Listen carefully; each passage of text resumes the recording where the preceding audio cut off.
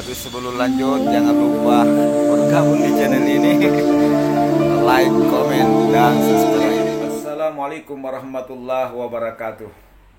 Alhamdulillahirabbil alamin, wassalatu wassalam ala Rasulillah Muhammadin wa ala alihi wa sahbihi wasallim taslima, amma ba'du. Sahabat Ruqyah dimanapun berada, semoga semua dalam keadaan sehat walafiat, dilancarkan rezekinya, dimudahkan segala urusannya, dan senantiasa dalam kebahagiaan dan lindungan Allah Subhanahu wa Ta'ala. Sahabat Ruqyah yang kami hormati, alhamdulillah kita bisa bertemu kembali untuk menghadirkan satu tayangan yang insya Allah tayangan ini sangat bermanfaat buat anak-anak kita, termasuk orang tua, khususnya orang tua yang memiliki atau mempunyai anak yang saat ini lagi nyantri di salah satu pondok pesantren. Baik Bapak Ibu yang kami muliakan, kali ini kami akan menghadirkan satu tayangan di mana anak ini alhamdulillah ya, baru-baru saja selesai wisuda 30 juz, yang satu orang, kemudian yang satu orang adiknya 10 juz.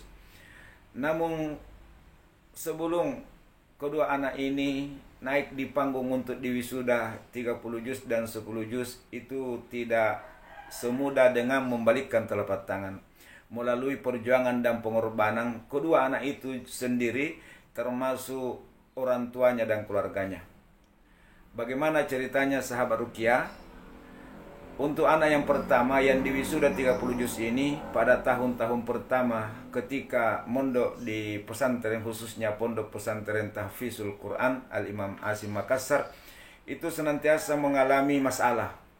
Dan masalah yang paling sering dihadapi anak ini atas nama William adalah sakit-sakitan.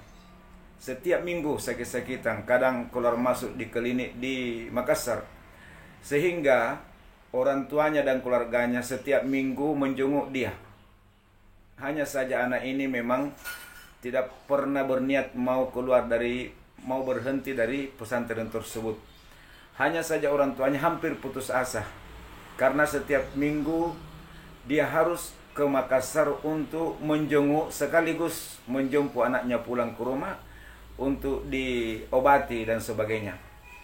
Dan alhamdulillah pada akhirnya orang tua dan keluarga membawa anak itu untuk dicoba-coba di Ruqyah. Dan alhamdulillah kami hanya menyarankan agar anak itu di Ruqyah, saudara-saudaranya di Ruqyah, kemudian orang tuanya di Ruqyah, dan neneknya di Ruqyah. Nah, apa yang terjadi sahabat Ruqyah yang kami hormati? Pada saat anak itu kami Ruqyah, sesungguhnya seperti tidak punya penyakit aneh, termasuk gangguan jin.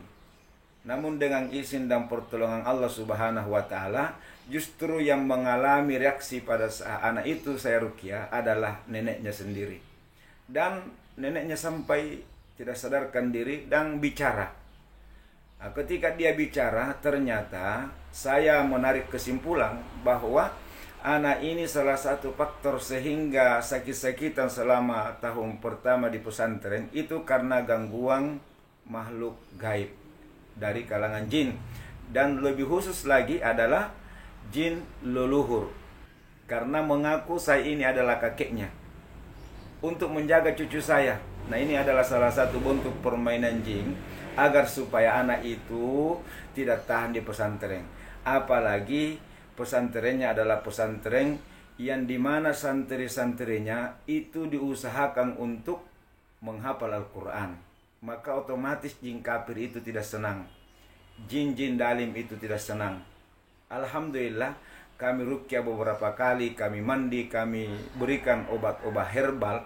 Dengan izin dan kuasa Allah Subhanahu wa Ta'ala, anak itu tidak pernah lagi sakit. Dan alhamdulillah sepanjang tahun anak ini bisa nyantri dengan senang hati. Kemudian kemarin pada hari Ahad tanggal 27, anak ini naik di panggung bersama teman-temannya untuk diwisuda 30 juz. Nah, ini ada videonya, kita lihat sebentar. Hanya saja videonya pada saat saya Ruqyah untuk pertama kali ketika masih kelas 1, kami tidak sempat abadikan. Nah, kemudian yang kedua, 3 tahun kemudian adiknya Ahmad Pabiang itu ikut nyantri di pondok yang sama. Dan alhamdulillah di awal-awal, di bulan-bulan pertama, anak ini senang nyantri dan bisa hafal beberapa juz. Kalau tidak salah waktu itu baru 2 juz. Nah kemudian kendala yang dia hadapi si Ahmad ini adalah senantiasa lupa dan sering sakit kepala. Maka orang tuanya pun minta izin kepada pembina pesantren untuk dibawa ke saya untuk diruqyah. Nah kami lagi-lagi kami minta agar supaya orang tuanya juga diruqyah. Dan apa yang terjadi pada saat kami ruqyah William dengan adiknya Ahmad, ternyata yang tidak sadar adalah ibunya sendiri. Dan pada saat itu dia bicara. Dan ternyata di satu sisi sudah tidak ada jin leluhur, yang ada adalah karena aing, yaitu iri hati atau hasad. Apalagi kedua anak ini alhamdulillah semuanya nyantri dan bercita-cita ingin menjadi hafiz Al-Quran. Nah kita doakan semoga bisa dua-duanya istiqomah di dalam menghafal Al-Quran dan bisa bermanfaat kepada agama bangsa dan negara kita.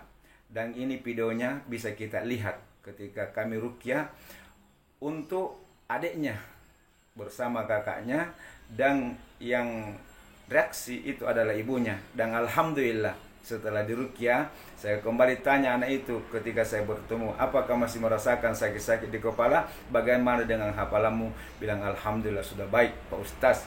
Nah ini pesan saya kepada para orang tua yang memiliki anak-anak yang lagi pesantren. Ketika anak-anak kita ada masalah-masalah, dengarkan saja curahan hatinya, jangan ditanggapi, kemudian dengan sabar kita berikan solusi. Karena apalagi kalau masalahnya itu dalam penyakit, jangan langsung kita berkesimpulan bahwa harus dipindahkan, tapi kita bersabar kemudian berikhtiar termasuk meruqyah anak tersebut. Dan ini banyak kami lakukan kepada santri ataupun santriwati yang biasa sakit di pondok pesantren di mana mereka menuntut ilmu. Baik kita lihat video waktu di ruqyah, kemudian kita lihat video terakhir ketika kedua anak ini diwisuda Al-Quran, yaitu yang pertama kakaknya wisuda 30 juz, kemudian adiknya 10 juz. Masya Allah tabarakallah. Ternyata ketika anak itu disebut namanya, maka orang tua pasti merasakan bahwa pengorbanan selama ini yang dikeluarkan itu sudah terbalas. Rasa rindu yang kadang-kadang harus kita berpisah dengan anak-anak pun semuanya tidak berarti, diganti dengan rasa bahagia. Baik, selamat menikmati videonya. Semoga ini bisa bermanfaat dan menjadi pelajaran kepada penonton sekalian. Nah, terima kasih kepada pendukung setia channel ini. Semoga channel ini hadir untuk memberikan solusi dan manfaat kepada umat. Terima kasih. Selamat. Ini dua anak penghafal ini sering diganggu-ganggu tidak baik, tapi ternyata di sana sembunyi. Ini salah satu penyakit yang boleh dikatakan termasuk jin kafir, jin dalim yang tidak mau melihat ini kedua anak ini menjadi hafiz Quran 30 juz. Makanya mulai sekarang diganggu. Ini 17 juz, ini 5 juz, baru 1 tahun 6 bulan. Ini di sana umatnya. Ternyata di sana sembunyi. Mohon bantuan doanya sahabat-sahabat ruqyah. Semoga anak-anak ini jadi penghafal 30 juz. Amin. Unashidukum bi'adil lasi asawlaisuna man tahruju minna salbait. Unashidukum alla tuswada. Allahumma salli ala sayyidina Muhammad. Allahu Akbar, Allahu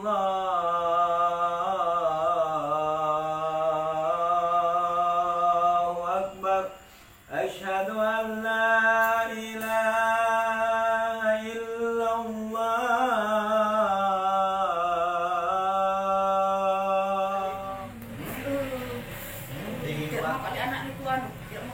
Tidak mau boleh kawan sukses, tidak mau boleh sukses.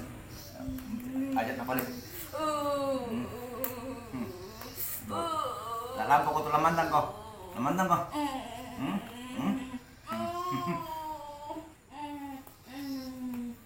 tinggal? Masih mau? Hah? Berapa tahun mau ke sini? Berapa bulan mau kau?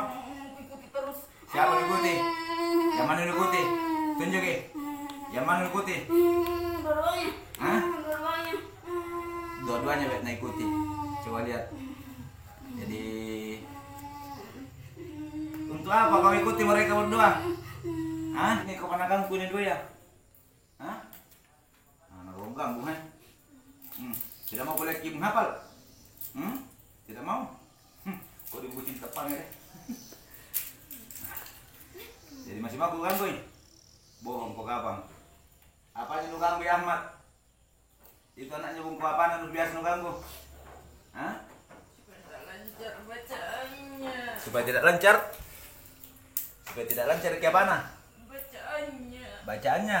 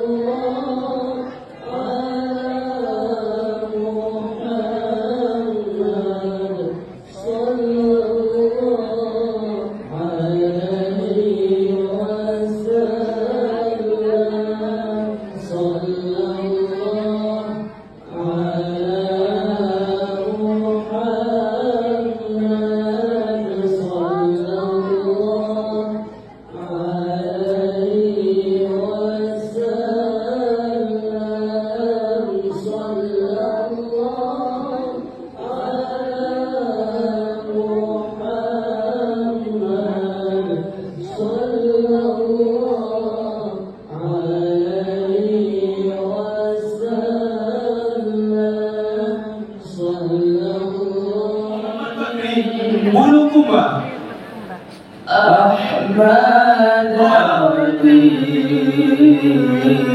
Ahmad Fikri bin Haji Baharudin Bakru Muhammad Syukur Farhan bin Muhammad Yunus Bintang Ahmad Arif Muzaffar bin Muhammad Abdul Hanan Bintang Fikran Supriyadi bin Supriyadi Pulau Makai M. Ali Abi Mukhtar bin Mukhtar Bintang Nasril Arkani bin Haji Deret Permana Jakarta Barat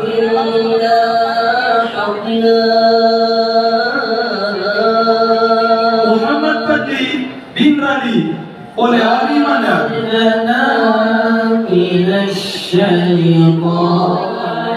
Ahmad Fabian bin Muhammad Bakri Bulukumba Ahmad Fakhrul Razi bin Abdul Ghani Timran